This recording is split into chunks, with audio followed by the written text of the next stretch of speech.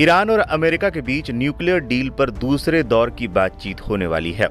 पहली बैठक ओमान में हुई थी। अब तक आई खबरों के अनुसार दूसरे राउंड की बातचीत ओमान में ही होगी। इस बीच ये भी खुलासा हुआ है कि 8 मई को इजराइल ने ईरान पर हमले का मन बना लिया था। इस बात को ट्रंप ने भी कबूल कर लिया है। उन्होंने माना है कि ईरान पर इजराइल हमला करने वाला था। साथ ही साथ ट्रंप ने ईरान को एक तरह से चेतावनी भी दे दी है कि हमला टला नहीं है, लेकिन वो जल्दी नहीं करना चाहते हैं।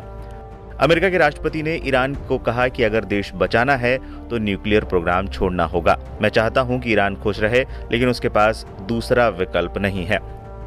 दरअसल ईरान से बातचीत के 24 घंटे पहले ट्रंप ने एक लाइन में अल्टीमेटम दे दिया है। लेकिन इस बीच चर्चा शुरू हो गई है कि क्या अमेरिका सैन्य कार्रवाई करते हुए ईरान का न्यूक्लियर कार्यक्रम खत्म कर सकता है। ईरान इसको बचाने के लिए कितना तैयार है। क्या ईरान के न्यूक्लियर केंद्रों पर बमबारी कर उसे पूरी तरह से खत्म किया जा सकता है। लेकिन इस पर जानकारी रखने वाले लोगों का कहना है ऐसा करना अमेरिका के लिए आसान नहीं रहने वाला। साथ ही ट्रंप कितनी भी कोशिश कर ले, ईरान के परमाणु कार्यक्रम को खत्म नहीं कर पाएगा। जानकारों के अनुसार सैन्य हमले कैसे ईरान के परमाणु कार्यक्रम को खत्म नहीं कर पाएंगे। ईरान के प्रमुख परमाणु केंद्र, जिनमें फोर्डो जैसे प्रमुख स्थल भी शामिल हैं, पहाड़ों के काफी अंदर बने हुए हैं। केवल अमेरिका के B-2 बम वर्षक ही 30,000 पाउंड के बंकर बस्टिंग बम ले जा सकते हैं। साथ ही साथ ईरान के संवर्धन का ज्ञान को मिटाया या बम से उड़ाया नहीं जा सकता। हमले के बाद ईरान अपने IAEA निरीक्षकों को भूमिगत कर सकता है। निरीक्षकों के बिना ईरान हथियार बनाने की ओर बढ़ सकता है। एक हमला ईरान के नेतृत्व को बम बनाने के लिए एकजुट कर सकता है। विशेषज्ञों का कहना है कि सैन्य कार्रवाई उल्टी पड़ सकती है और बम बनाने में तेजी ला सकती है। ईरान पर टूट रहा है ट्रंप का सब्र। अमेरिका के लगातार दबाव के बावजूद ईरान अपने रवैये पर अड़ा हुआ है। उस पर ना तो ट्रंप की धमकी का असर पड़ा और ना ही नेतान्याहू की चेतावनी का। तेहरान से उठ रही यूरेनियम की तपिश अब व्हाइट हाउस की दीवारों को झुलसा रही है। ट्रंप उस आग को बुझाने की कोशिश में लगे हैं, लेकिन ईरान के विदेश मंत्री का एक बयान उस आग में घी डाल रहा है। अमेरिका की धमकियों को सिरे से नकारते हुए ईरानी विदेश मंत्री अब्बास अगाराची ने साफ कहा है कि ईरान अपने न्यूक्लियर प्रोग्राम के लिए यूरेनियम का इस्तेमाल जारी रहेगा, फिर चाहे अमेरिका कुछ भी कहे। इस बीच सऊदी अरब के डिफेंस मिनिस्टर यानी रक्षा मंत्री प्रिंस खालिद बिन सलमान अल सऊद आनन फानन में बिना किसी तय कार्यक्रम के ईरान के दौरे पर पहुंचे, जिससे मीडिया में चर्चाओं का माहौल गर्म हो गया। अब तक आई खबरों की माने तो ईरान सऊदी अरब को अपना नागरिक परमाणु कार्यक्रम स्थापित करने में सहायता करने के लिए तैयार है। इससे दोनों देशों में मित्रता व्यवहार और ज्यादा मजबूत होगा। हैरान करने वाली बात यह है कि ये उन रिपोर्टों के तुरंत बाद आया है कि संयुक्त राज्य अमेरिका और सऊदी अरब जल्द ही नागरिक परमाणु कार्यक्रम के लिए एक समझौते पर हस्ताक्षर करने वाले थे। लेकिन अब कहा जा रहा है कि ईरान सऊदी अरब को अमेरिका के बजाय एक अलग विकल्प दे सकता है।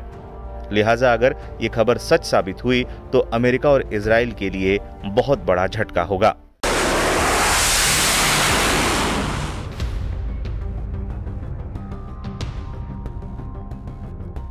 ईरान ने अमेरिका के सबसे घातक हथियार का तोड़ निकाल लिया है। इससे अमेरिका में शोक की लहर है, क्योंकि अमेरिका अपने जिस हथियार पर सीना चौड़ा करके दावा करता था, वो अब ईरान के नए करामात के आगे सूना सूना सा हो गया। दरअसल ईरान से आने वाली रिपोर्ट्स में दावा किया जा रहा है कि ईरान ने अपने स्वदेशी आयरन डोम सिस्टम में ऐसी तकनीकी विकसित कर ली है जो अमेरिका के 5वीं पीढ़ी के stealth fighter F-35 lightning second को डिटेक्ट और ट्रैक करने में सक्षम है। दावा किया गया है कि ईरान की स्वदेशी रूप से विकसित बावर 373 लंबी दूरी की वायु रक्षा प्रणाली अब दुनिया के उन कुछ चुनिंदा प्लेटफॉर्मों में शामिल मानी जा सकती है जो सैद्धांतिक तौर से अमेरिका के 5वीं पीढ़ी के stealth fighter F-35 lightning second को डिटेक्ट कर सकते हैं। यहां यह जान लेना आवश्यक है कि अमेरिका के जिस फाइटर जेट की बात हो रही है वो मल्टी रोल फाइटर है, जिसका मतलब है कि यह air to air, air to ground और इलेक्ट्रॉनिक वारफेयर मिशनों को करने में सक्षम है। बता दें कि F-35 लाइटनिंग एक नवीनतम पीढ़ी का सिंगल सीट लड़ाकू विमान है जो पायलटों को किसी भी वातावरण में और किसी भी खतरे के खिलाफ काम करने में सुलभ बनाता है, वो भी कई उन्नत क्षमताओं के साथ। अब तक अमेरिका अपने दुश्मन देशों को इसी की धमकी देता था, लेकिन आखिरकार ईरान ने स्वदेशी सिस्टम से विकसित इसकी काट खोजने का दावा कर लिया। मिडिल ईस्ट इंस्पेक्टर ने टेलीग्राम पर साझा एक रिपोर्ट में दावा किया है कि एक हालिया सैन्य अभ्यास के दौरान ईरान की बावर 373 वायु रक्षा प्रणाली के फायर कंट्रोल रडार ने करार ड्रोन को 316 किलोमीटर की दूरी पर इंटरसेप्ट किया। इस ड्रोन की रडार क्रॉस सेक्शन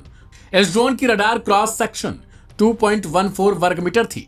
कुछ पड़ताल के बाद दावा किया गया कि सैद्धांतिक रूप से यह रडार F-35 जैसे स्टेल्थ फाइटर को 218 किलोमीटर तक की दूरी से डिटेक्ट और इंटरसेप्ट कर सकता है। इसका सीधा सा उदाहरण है कि अगर 316 किलोमीटर की दूरी पर स्थित किसी वस्तु को डिफेंस सिस्टम ट्रैक कर रहा है तो उससे सैकड़ों किलोमीटर पीछे 218 किलोमीटर दूर वाली वस्तु को भी आसानी से ट्रैक कर सकता है। और यही अंतर है अमेरिकी फाइटर जेट में। ऐसा हाल ही में सामने आई ईरानी सैन्य अभ्यासों से प्राप्त प्रदर्शन डेटा के आधार पर कहा गया।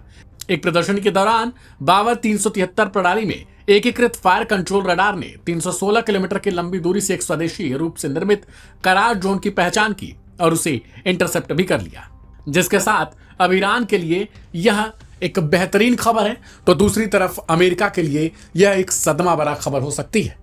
अब दिलचस्प ये हो जाएगा कि अमेरिका इस पर क्या कुछ रिपोर्ट जारी करता है या फिर ईरान की इस तकनीकी को लेकर क्या कुछ बयान देता है। फिलहाल आपको बता दें कि ईरान और अमेरिका के बीच न्यूक्लियर डील को लेकर चर्चा हो रही है, जिसमें लगातार अमेरिका ईरान पर दबाव बनाने की कोशिश कर रहा है, लेकिन ईरान ने सख्त लहजे में कह दिया है कि अब अमेरिकी दबाव कतई काम नहीं कर सकता। यानी ईरान हर चीज के लिए तैयार है, चाहे वो दो हाथी क्यों न करना पड़े। इस रिपोर्ट पर आपकी प्रतिक्रिया क्या है उसे कमेंट बॉक्स में लिखें।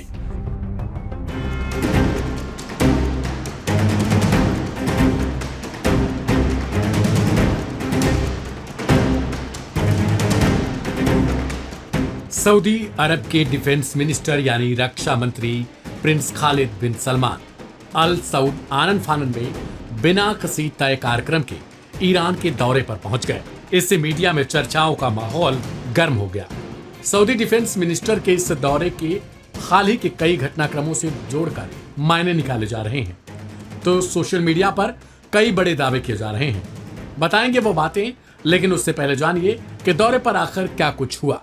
दरअसल सऊदी के क्राउन प्रिंस मोहम्मद बिन सलमान के भाई और सऊदी के रक्षा मंत्री प्रिंस खालिद बिन सलमान का विमान जब आज तेहरान में लैंड किया तो अमेरिका से जंग लड़ने वाले हूतियों की नजरें यहीं आकर टिक गई। दूसरी तरफ इसराइल भी अपनी टकटकी मारे इस मीटिंग को देखता रहा। जी हाँ, एक्सपर्ट इसको लेकर अब कई तरीके की कयासबाजी कर रहे हैं, तो सोशल मीडिया पूरा इन्हीं मामलों को लेकर पटा पड़ा है। कुछ जानकारों का मानना है कि यमन के हूतियों को समझाने के लिए और कंट्रोल में लाने के लिए अब ईरान ही एक आखिरी रास्ता है। यही वजह है कि सऊदी डिफेंस मिनिस्टर के साथ आला अफसरों को आनन फानन में ईरान पहुंचना पड़ा है। बता दें कि हाल ही के दिनों में सऊदी पर निशाना साधते हुए हूती ग्रुप के वरिष्ठ प्रवक्ता याह्या सारी ने कहा था कि सऊदी को अपने तेल स्थानों के बारे में सोचना चाहिए। पिछले 2 दिनों से चर्चा मंजूर आम पर है कि सऊदी और यूएई की मदद से यमन के दूसरे हिस्से जिस पर प्रो सऊदी अब्दुर्रब मंसूर हादी हुकूमत का कंट्रोल है, वहीं से 80,000 फौजियों का हूतियों के कंट्रोल वाले इलाके में घुसने का प्लान है। अमेरिका इन्हें हवाई कवर देने के चक्कर में है और अंसारुल्लाह ने सख्त हिदायत भी दी है। हूतियों के मीडिया कोऑर्डिनेटर हुसैन अल बुखैती ने धमकी दी थी कि सऊदी अरब और यूएई के भाड़े के फौजियों की तरफ से अगर कोई भी हमला होता है तो इसका करारा जवाब दिया जाएगा। हूती अपने ड्रोन और मिसाइल से सऊदी अरब और यूएई तेल फैसिलिटी, बंदरगाहों, एयरपोर्ट और शिपिंग लाइन को तबाह कर सकते हैं। यही नहीं, इससे पूरे इलाके में इंसानी बहरान पैदा होगा, जिसकी जिम्मेदारी अरब मुल्कों और अमेरिका की होगी।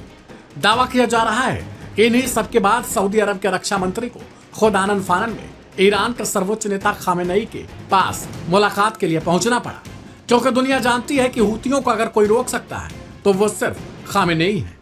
हालांकि इस बाबत ईरान सर्वोच्च नेता की ओर से एक्स मीडिया प्लेटफॉर्म पर एक जानकारी दी गई। एक्स पर बताया गया कि सऊदी रक्षा मंत्री से बातचीत के दौरान क्या कुछ हुआ। इसमें लिखा गया, हमारा मानना है कि इस्लामी गणराज्य ईरान और सऊदी अरब के बीच संबंध दोनों देश के लिए लाभकारी है और दोनों देशों को एक दूसरे को लाभ पहुंचाना चाहिए। कुछ लोग ईरान और सऊदी अरब के बीच संबंधों के विस्तार के प्रति शत्रुता दिखाते हैं। हमें उनके शत्रुतापूर्ण इरादों पर काबू पाना होगा और हम इस संबंध में तैयार हैं।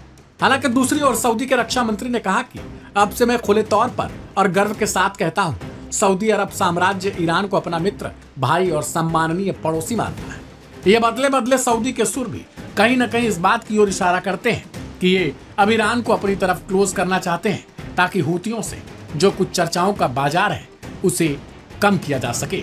मिडिल ईस्ट इंस्पेक्टर की ओर से बताया गया कि सूत्रों की माने तो ईरान सऊदी अरब को अपना नागरिक परमाणु कार्यक्रम स्थापित करने में भी सहायता करने के लिए तैयार हो गया है।